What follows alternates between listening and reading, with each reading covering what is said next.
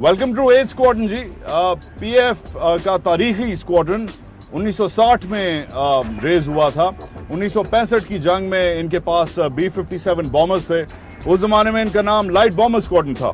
1965 की जंग में बहुत क्रूशल रोल था। 14 इंडियन एयरफोर्स के जहाज इन्होंने तबाह किए थे। ये खुद इंडियन एयरफोर्स ने एतराफ़ किया हुआ है कि 14 जहाज इस स्क्वाड्रन ने मार गिराए थे। 7 स्क्वाड्रन के साथ साथ 14 विंग जो लगता था उस वक्त B-57 थे। बॉम्बिंग का रोल था। आज जो हालात हैं, और क्योंकि दुश्मन की जो चाल है वो भी बदल गई है, उसके साथ साथ हालात भी बदल गए हैं और उसके साथ साथ पीएफ की अप्रोच भी बदल गई है। आज ये एक टैक्टिकल अटैक स्क्वाड्रन है। टैक्टिकल अटैक मतलब कि ज़मीन पे या समुंदर पे जो दुश्मन के एसेट्स हैं उनको कैसे कवर करना है। उस वक्त B-57 थे, आज मिराज 5 PA2s और 3 हैं। सामने से इसलिए दिखा रहा हूँ क्योंकि नायाब है, लो प्रोफाइल है, लो लाइंग है, लो हगिंग है। विंग्स इसके जो पर हैं वो स्लीक हैं और इसे रडार पे इसका सिग्नेचर करना, इसे देखना ज़मीन से कितना मुश्किल है और आसमान से, अब वो आपको मैं राउंड करवाता हूँ। नोज कोन तो आपको पता है, इसका पीटो शीटो लगा हुआ है। ये पायलट को अंदर से रीडिंग्स देता है, बताता है कि बाहर क्या हालात चल रहे हैं। रेडार इसका अंदर है। मगर एक जो नायाब चीज़ है मिराज 5 की, वो इसके रंग हैं। नीचे से नीला और ऊपर से कैमोफ्लेज। नीचे से नीला क्यों? क्योंकि नीचे से जब ये आता है और नीचे जो दुश्मन बैठा हुआ है मिसाइल लेके, अपनी गन्स लेके, उसको आसमान से कंपेयर करना, इस एयरक्राफ्ट की विजुअल एक्विजिशन पकड़ना मुश्किल है। तो पायलट और उसका जहाज बचता है। और ऊपर से कैमोफ्लेज क्यों है? ये ज़मीनी रंग है क्योंकि ऊपर से जब दुश्मन का इंटरसेप्टर आता है तो जो ये जहाज है फिर से उससे बच सकता है, जंगलों में, सराओं में गुम मिल सकता है। इसलिए इसके जो रंग हैं नायाब हैं। फ्यूल टैंक्स आपने देखे होंगे। इस वक्त ये जहाज हॉट नहीं है। हॉट इसलिए नहीं है क्योंकि इस पे वेपन नहीं लगा हुआ। वेपन भी इसका बहुत नायाब है। एक्सोसेट मिसाइल्स लगते हैं, फ्रेंच मिसाइल्स हैं जो बैरी जहाज़ों को, दुश्मन के बैरी जहाज़ों को नीचे पहले जब फायर करता है, इधर लगते हैं नीचे। जब फायर करता है पायलट तो पहले मिसाइल बॉम्ब की तरह गिरता है और फिर समुंदर के साथ साथ बैरी जहाज को जाके हिट करता है। एक और नायाब चीज़, बहुत सारी इसमें इंटरेस्टिंग चीज़ें हैं। डेल्टा विंग है। आपने देखा होगा कि खाली 2 विंग्स हैं। अक्सर जहाज़ों में 4 होते हैं, 2 पीछे और 2 आगे। ये पीछे से इसका कोई मामला नहीं है। इधर एलिवेटर्स लगते हैं, इधर कोई मामला नहीं है। एक बड़ा डेल्टा विंग है जो इसके एलरॉन्स लगे हुए हैं, वो कंट्रोल करता है। डेल्टा विंग लो फ्लाइंग पे जब ज़मीनी, क्योंकि इसकी कार्रवाई ज़्यादातर लो फ्लाइंग है, ज़मीनी है, डेल्टा विंग इस जहाज़ को लो फ्लाइंग, लो एल्टीट्यूड पे स्पीड ज़्यादा देता है, स्टेबिलिटी ज़्यादा देता है, ज़्यादा तगड़ा विंग होता है। इसलिए साथ साथ आए, ये ज़रूरी है कवर करना तारीखी तौर पर। जो उनका लकब है, जो उनका निकनेम है, वो हैदर्स है। ऑब्वियसली हज़रत अली की जो तलवार थी उसके नाम पे इनका विंग बेस्ड है, इनका निकनेम बेस्ड है। और वो जो आप तलवार और ढाल देख रहे हैं, जो ओवरऑल इनका एक और निकनेम है खुफिया सा, वो मैं बाद में बताऊंगा।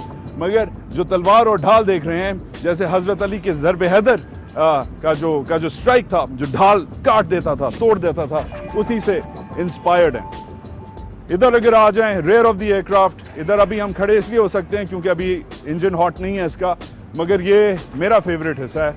इधर रोटी शोटी भी लग सकती है, कंदारी नान भी लग सकता है, मगर पीएफ कोशिश करता है कि चीज़ों को सेफ रखे। तो इधर ये एक्चुअली इसका एग्जॉस्ट है। इधर से इसका आफ्टर बर्नर शो करते हैं। जब जहाज टेक ऑफ कर रहा होता है तो कई 100 मीटर पीछे किसी को परमिशन नहीं होती कि साथ रहे। इधर से आप अगेन प्रोफाइल देखेंगे, स्लीकनेस बहुत है। हालांकि 3rd जनरेशन फाइटर है, पुराना फाइटर है, मगर डिजाइन इसका ऐसा यूनिवर्सल है कि इसकी स्लीकनेस रहे। और मेरे साथ अब इस नायाब स्क्वाड्रन के वेरी नायाबली dressed pilots, squad leader Vikas और फ्लाइट लेफ्टिनेंट सलमान। आए आप, कैसे हैं आप? ठीक हैं जी, बिल्कुल खैरियत से हैं। अच्छा, अब हम जब भी पीएफ को कवर करते आ रहे हैं कुछ दिनों से, everybody is wearing those green coveralls, मगर ये जो हैं आपके जो ऑरेंज कवरऑल्स हैं, इसकी क्या खास बात है? आपको मतलब रंग बिरंगी चीजें ज्यादा पसंद है? Actually, it's a unique color that we put on. हमारा जो एक बेसिक काम है, जो हमारा रोल है, वो है we fly in support with Pakistan navy जी। उसके लिए हमें समंदर के ऊपर ऑपरेशंस करने पड़ते हैं।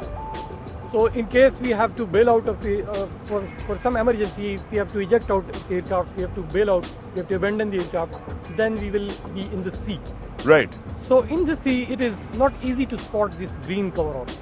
So for the rescue team to spot us on in the sea, हमें हमारा जो ये ऑरेंज कवरऑल है उनको बहुत हेल्प करता है कि वो तो ये एक प्रिकॉशस मेजर है, ठीक है। खुदा ना खास्ता आप बेल आउट करें या आप शॉट डाउन हो, मगर सलमान ये बताएं, ये क्या लगाया हुआ है? पायलट्स ऑफ द अरेबियन, वो फिल्म तो जॉनी डेप की मैंने देखी है, मगर वो इतनी आपकी शक्ल उससे नहीं मिलती जुलती कि आपने वो पायरेट्स ऑफ द कैरिबियन है, आप पायलट्स ऑफ द अरेबियन है। What's the comparison? क्योंकि हमारे जितने भी सी के ऑपरेशंस होते हैं वो हम अपने अरेबियन सी के ऊपर करते हैं और हम अपनी बहरी हदूद का तहफ़्फ़ुज़ करते हैं, और in case of any enemy frigate, destroyer या हर किस्म का शिप, इवन एयरक्राफ्ट कैरियर को हम अच्छी खासी रेंज तक इंगेज कर सकते हैं। तो इस वजह से हम जो है हमें पायलट्स ऑफ द अरेबियन सी कहा जाता है, क्योंकि हम अपने अरेबियन सी का तहफ़्फ़ुज़ करते हैं। ठीक है। अब बॉमर्स जो है ना, बॉमर्स का कहते हैं, जिन्हें पायलट का पता है कि बॉमर्स का अपना ही दिमाग होता है, अपना ही उनका ना वो सिमेट्री उनकी चल रही होती है। एक बॉम्बिंग मिशन में और एक एयर टू एयर मिशन में क्या फ़र्क होता है? क्योंकि आप लोग ज़्यादातर बॉम्बिंग मिशन पे प्रैक्टिस करते हैं, राइट? टारगेट्स को जाके हिट करते हैं और वापस आते हैं, ये आपकी प्रैक्टिस है, करेक्ट? बिल्कुल ऐसा ही है। दोनों मिशंस का अपना एक जो है वो वेटेज है और अपना ही उतना ही एक रिस्क लेवल इन्वॉल्व है, उतना ही मुश्किल है दोनों मिशन। बॉम्बिंग मिशन में ये है कि you have to go across the enemy border, bomb line cross करते हैं। बॉम्ब लाइन क्रॉस करनी है, you have to go inside enemy territory. जहाँ पे जब आपने एक दफ़ा बॉर्डर क्रॉस कर लिया, now there are enemy threats, वो आएंगे, they will intercept you, so you have to be cautious, you have to be on guard every time. तो इस पे प्रैक्टिस कैसे होती है? क्योंकि मुझे पता है कि जब ऑपरेशंस नहीं हो रहे होते ऑब्वियसली, तो आप लोग all you do every day is practice. तो मगर वो उस पे मैं आऊँगा कि वो जो मैंने सुना हुआ है वो रेड टीम ब्लू टीम का जो मामला है, रेड टीम जो है वो यू प्रिटेंड कि एक टीम दुश्मन है, हालांकि आप लोग ज़मीन पे तो दोस्त यार होते हैं, मगर जब आप प्रैक्टिस करते हैं तो एक बंदा रेड टीम में दुश्मन टीम में जाता है ताकि वो ब्लू टीम जो टीम पाकिस्तान है उसे प्रैक्टिस करवाए कि यार इतना आसान नहीं है एनिमी को एंगेज करना। तो ये मामला कैसे होता है? कोई एक दूसरे की कोई इज्जत विज्जत ऊपर रखते हैं जब ये red team blue team practice होती है? वो आपने प्रोवर्ब तो सुना ही होगा, the more you sweat in peace the less you bleed in war.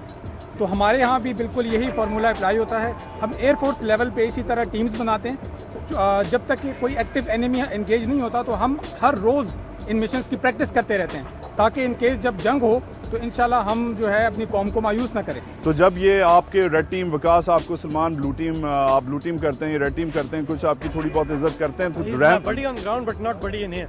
He's your buddy on the ground but not buddy in the air. He is my best friend on ground but the worst enemy in the air. Right. तो हम इस फॉर्मूले को apply करें। Right. तो देखा जी, सुना आपने अपना एज स्क्वाड्रन के पायलट्स, डिफरेंट इनके कवरऑल्स हैं, लॉजिक इनकी ये है कि ऑफ कोर्स प्रिकॉशनरी मेजर है। वाहिद स्क्वाड्रन है जो नेवी के साथ कोऑर्डिनेट करता है एंटी शिप रोल में, एंटी सरफेस वेसल रोल में, बिकॉज ऑफ कोर्स पाकिस्तान के बहुत सारे महाज हैं ईस्टर्न फ्रंट पे। खाली जो ज़मीनी जो बॉर्डर्स हैं आपके, खाली उधर से थ्रेट नहीं है, खाली LOC से थ्रेट नहीं है, खाली वर्किंग बाउंड्री से थ्रेट नहीं है, मगर एक मेजर बहुत बड़ी थ्रेट जो है आपको वो अरेबियन सी से है, वो इस कोस्ट से है, कराची, ग्वादर, बाकी जो आपके पोर्ट्स हैं उनको है। तो मिराज का जो रोल है नायाब है, एज स्क्वाड्रन का जो रोल है और भी नायाब है। तारीख आपने सुनी, 65 की जंग में B-57s होते थे, आज मिराज 5s हैं। उस वक्त ज़मीनी कार्रवाई होती थी, आज समुद्री कार्रवाई के लिए भी एज स्क्वाड्रन और उसके मिराज 5 डेल्टा विंग PA-23s तैयार हैं।